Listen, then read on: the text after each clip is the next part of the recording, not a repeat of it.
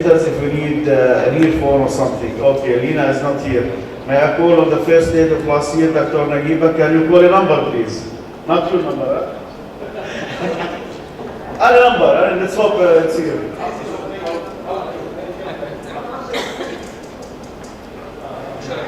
Right.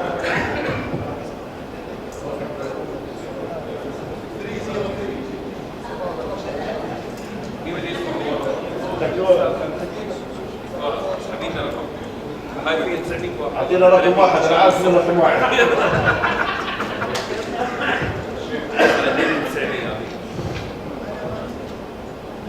Hello, 1 2 87 87. Is 87 here? Of course not. في 950 رقم هون. Lina, don't go. 87.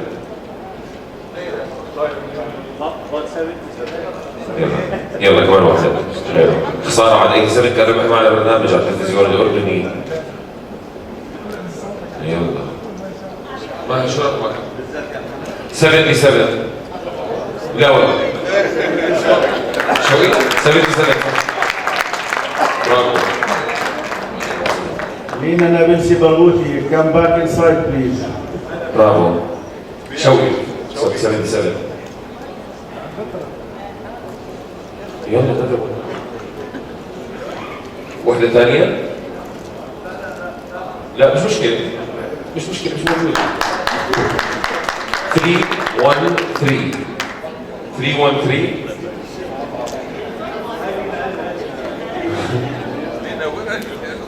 خلاص. 313. مش موجود. يلا محمد بس يلا سليمة بليز سليمة.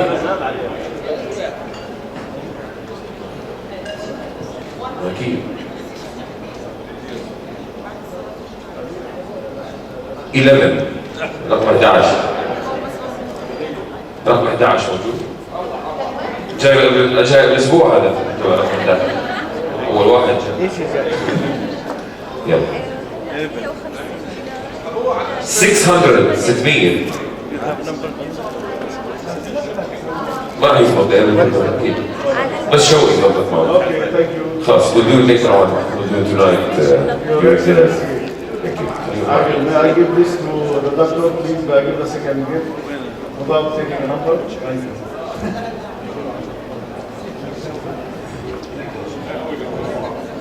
Thank you, Mr. President, for your speech. I would like to introduce our second speaker for this session, His Excellency Aqaba. You all know His Excellency Aqaba, but I would like to just read his brief resume. Born in Gaza, Palestine in 1941, raised and educated in the Hashemite Kingdom of Jordan, he obtained his high school diploma and London General Certificate Examination at the Ramallah American Friends School in 1959. Mr. Beldaji graduated in the summer of '62 with a degree of education and joined Aramco the same year. In the summer of '69, Mr. Beldaji returned to Jordan to join the National Carrier Alia, the Royal Jordanian Airlines, as a senior management officer. In his 20-year distinguished airline career, Mr. Beldaji served in different capacities, the last of which was senior vice president.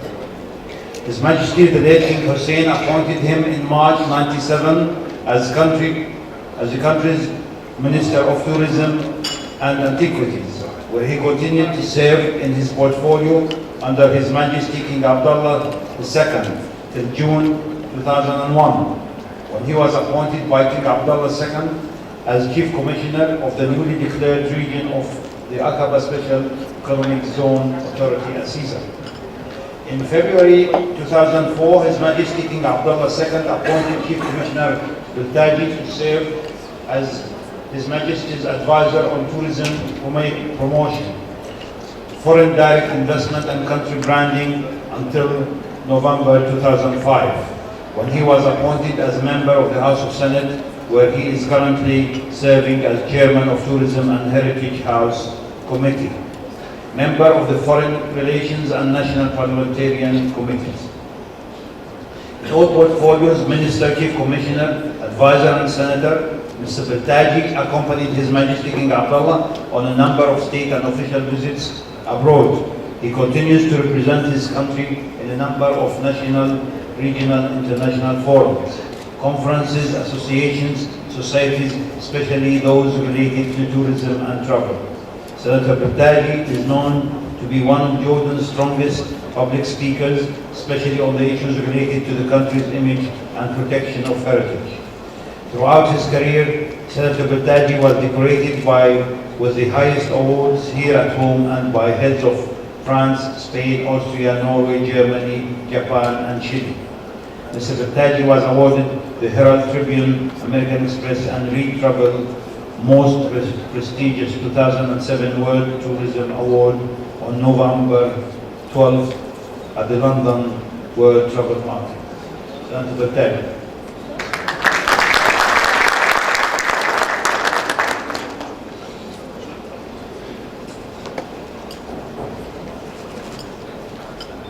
Thank you, Mr. Governor.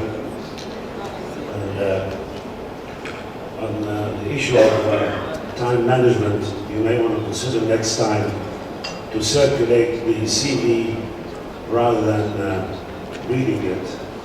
It would not only save time, but maybe the people would take it back home and check the authenticity, because sometimes we are over excited about who we are, so we write lots of things about ourselves.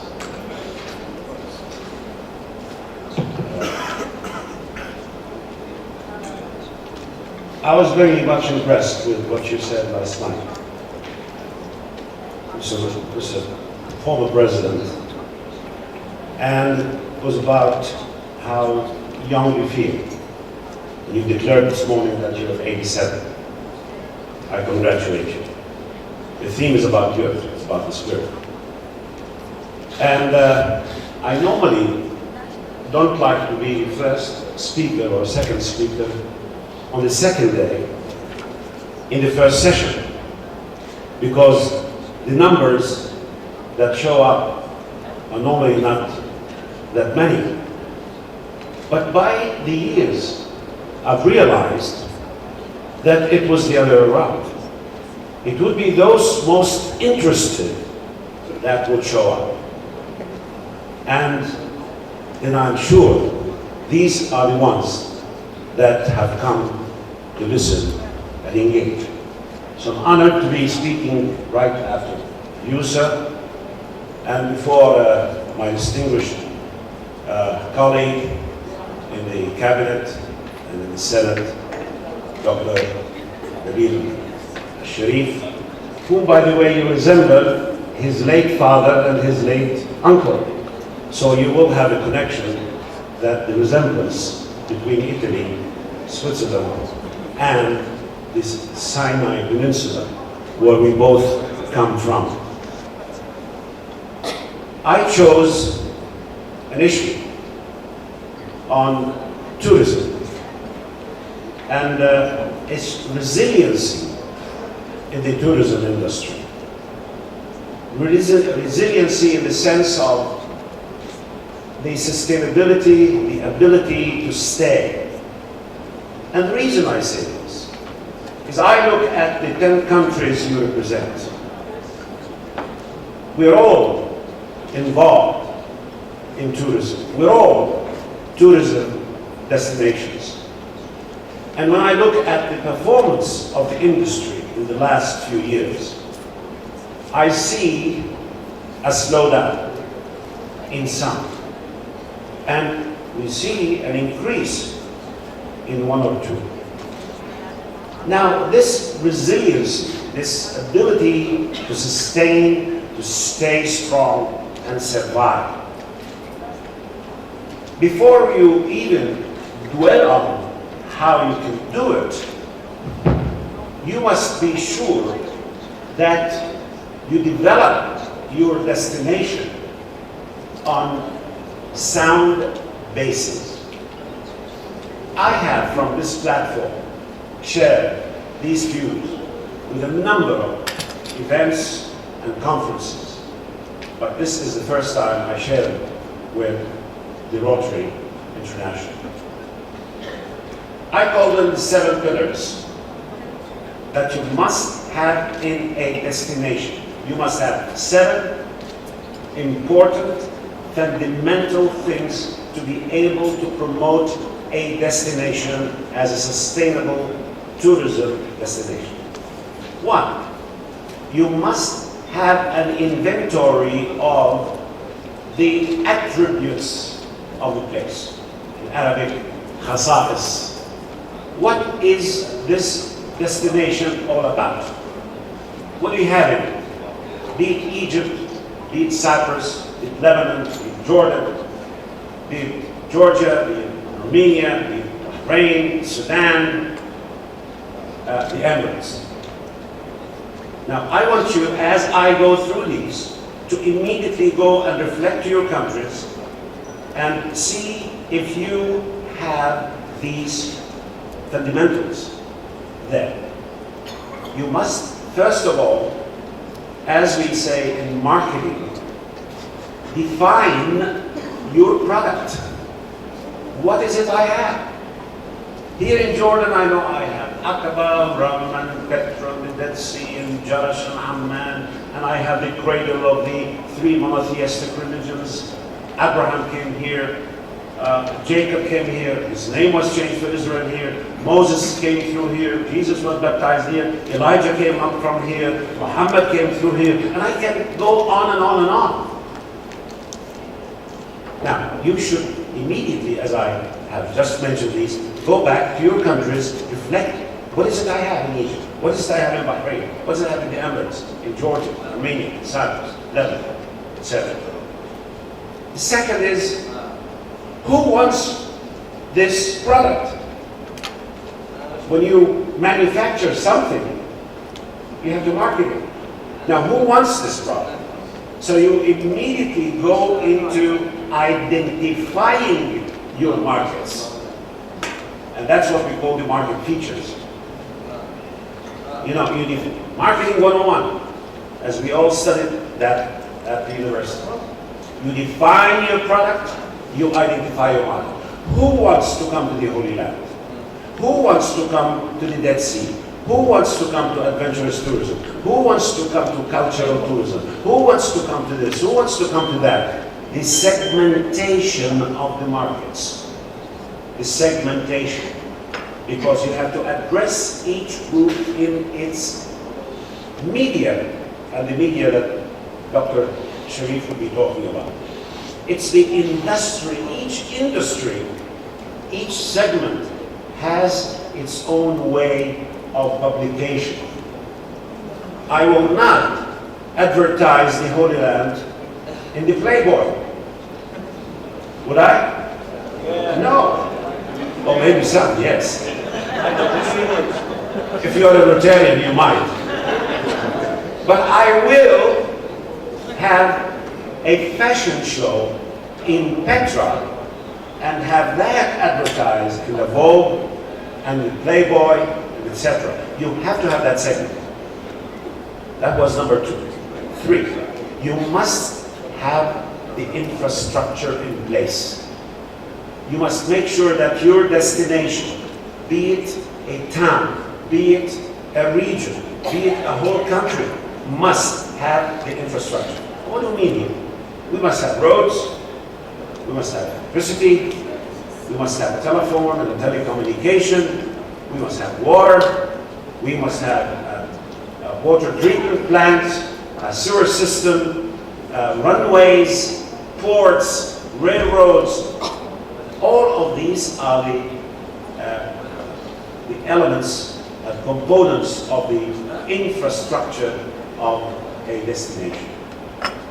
Now, as I have mentioned that, you immediately flash to your country and you look, do you have the roads? Do you have the railroads? Do you have the runways? Do you have the electricity? Do you have the water? Do you have the irrigation?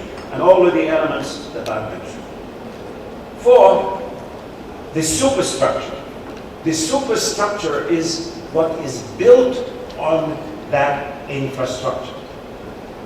It is like the hotels, the facilities, a terminal building in an airport or at the port of Aqaba is a superstructure, because the infrastructure is the port itself. At the airport, it's the runway that is the infrastructure, but the terminal building is the superstructure. So is the hotel, so is the restaurant, so also are the institutions and vocational training centers that are related to the industries relevant to the product that you have and you want to sell. In this case, you must have identified also your professions, المهن, your tourism professions, المهن السياحية, the hoteliers, the restaurateurs, the guides, the bus, the tourism bus that you use. There is a chain, they call it a product chain. Now this is the superstructure. And then you have to also make sure that you have the facilities and the training, most likely vocational training centers that are needed to enhance the quality of these professions. Next is the legislation. When you know what you have on run, when you know what your markets are, when you have already the infrastructure in place, when you have the superstructure in place, you must have the legislation structure in place. These professions need to be legislated, regulated, controlled. So each profession must have its own regulation, dependent, probably interdependent at a point in time as they make that tourism product chain. And here it's very important. When I say this again, those many Rotarians are very much into tourism. I see my friend Abu Ghazali here, who was my colleague in the airline. You immediately flash to your country, Palestine here in the case of Abu Ghazali, and he will look, do I have the legislation? Is this new minister that was just appointed yesterday in Bethlehem, does she have a list? Does she have a law? The Jordanian law, by the way, was used in Palestine, because at one point we were one kingdom, and they were using the same, more or less, law, legislation, and they do have the various professions legislations as well. The next 6 is accessibility. How do I get to that destination? If I want to sustain, and at the end of the day I want to have the resiliency of my product, of my destination, how do I get there? True, transportation is one, but most importantly is facilitation, is how you facilitate for someone to get to that destination, to process him as soon as you can, as fast as needed, and make him feel safe, also with all the regulations that you have put in place, that he is welcome. Here I add an important point. It is called affordability. If you write it on your computer, you will not get it. You will have affordable, and then you will have to add to it, and then delete the space in between and get the word affordability. يعني بالعربي بنسميها المقدور عليه. The product you want to sell, to market, must be affordable, so it can be accessible to the markets that you reach. This way, you find in the airlines now, they have what is called the low-cost airline, the no-thrill airline, where you can fly from point A to B with $50, but when you get on board and you want a meal, you probably pay another 30 or 40. So accessibility is very important, and I always give the example actually of Seychelles. Seychelles is a paradise, and it has all the facilities that are needed. Anybody's been to Seychelles here? Am I describing it right? Now, if we don't have an accessibility and access to reach it, then what is it all for? It's useless. The last pillar, the last prerequisite is security and safety. Security and safety. If you do not have a secure destination, a safe destination, no matter what that destination is all about, it does not exist on anybody's radar. It will just drop. This brings me into the main title of the resiliency in tourism. What makes it resilient is making it part of everybody's business, of the livelihood of people. So in times of crisis, they can immediately go and say, listen, this is my livelihood, exactly like they're doing in Egypt now. They are even contesting the most fanatic or right-wing Muslims who are running for the presidency now and contesting them, saying, are you going to touch our tourism? And everybody is backing out, saying, no, tourism is going to be the same. Are you going to touch the beaches? Are you going to touch this? This is important because it touches people's lives. In Lebanon, sir, you're from Lebanon. You live on tourism. It is your livelihood. And in times of crisis, in times of Tripoli the last week, people got scared, people don't show up, and the same thing now in all parts of the Arab world. I'm glad that Georgia and Armenia and Bahrain and Emirates, Bahrain, I must admit to my brothers from Bahrain, is like us here. It is affected. We do have that collateral damage that comes from the fact that we have a next door turmoil. So safety and security is important because it is part of that resiliency, but to be resilient, you must believe in your product. That's why at Lucerne, in the very first international World Forum, Tourism Forum, you know, in Switzerland they're famous where our former president comes from, his mother, please. They have the Davos for the World Economic Forum. Now in Zurich, the German-speaking, they have the International Tourism Forum. So, and in Lucerne, we had the first one in 2009, when the tourism industry was going down, when the economy was on the downturn. And they asked me, they challenged me. They said, what do we do? I said, resiliency is not only in new markets that we go to, but also it is within our own product. And I came up with the wellness tourism package. Wellness tourism, youth, faith, and health. Youth are always on the move. No matter what happens, youth are always on the move. Faith is something that people, when they're scared, they resort to God and etc. So you'll find now more people coming to Jerusalem, more people going to Bethlehem, more people going to Mecca, more people going to Ganges River and the like. It's just an inner feeling that you resort to faith in times of trouble. So you have to capture that.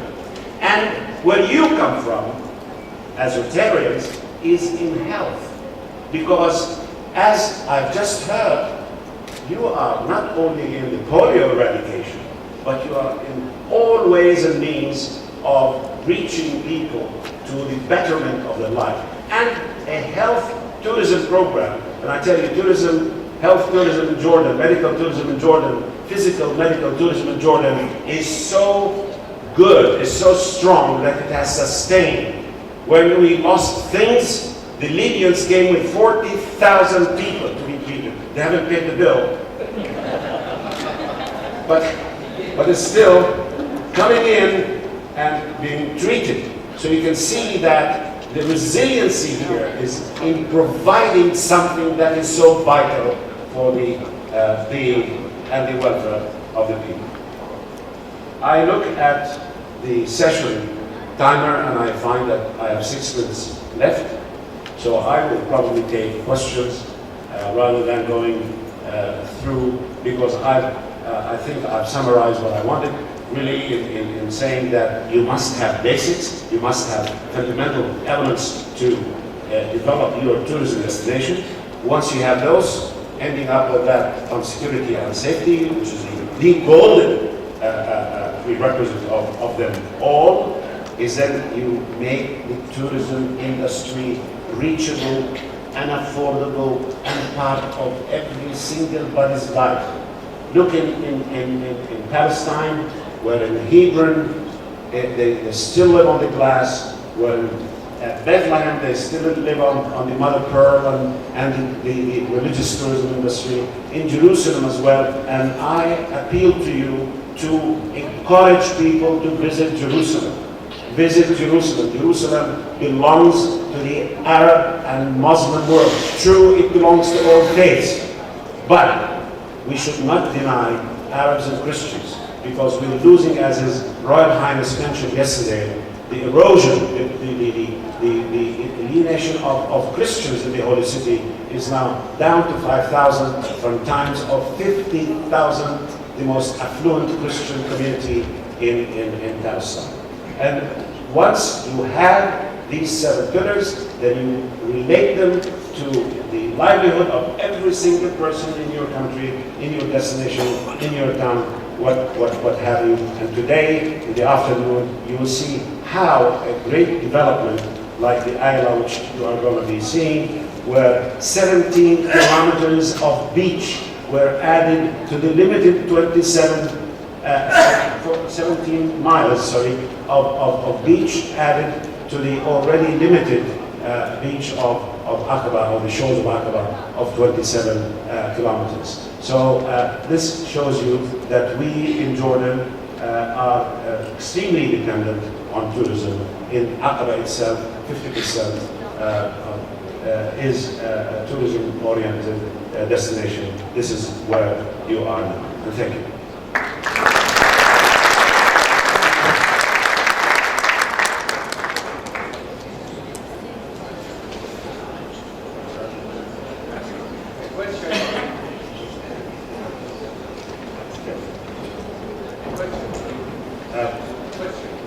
One question, not from a Jordanian. No, you can. Are you see me? You see me 365 days a year. Man, Habibi. A non-Jordanian. Yes. Lebanese, طبعا.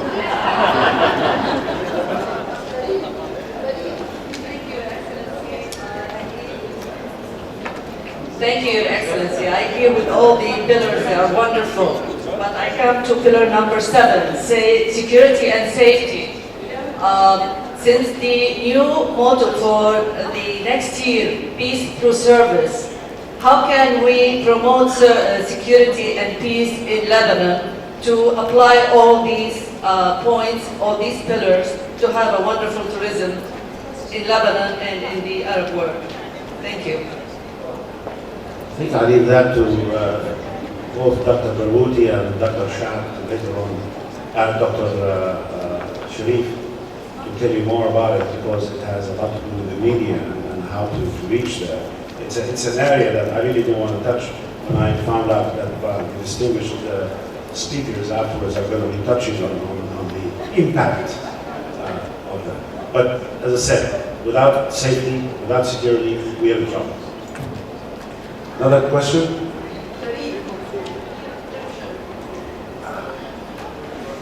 With my macular degeneration, what was it called? The DMA? I'm short in sight with my left, so I have to go like this. Yes, sir. I hope you can hear me. Can you hear me? Now I can. Good. His Royal Highness yesterday spoke about Farid Mansour, Cairo Sunrise. His Royal Highness yesterday spoke about preserving our identity. Our identity stems from our history and our past. And you spoke about security and safety, which affects the tourists that come to the various countries. I would like you to tell us something about what the West Asian countries are doing to preserve the antiquities that they have, that are being plundered, maybe deliberately, maybe accidentally, maybe for gain, maybe not for gain, maybe for destruction.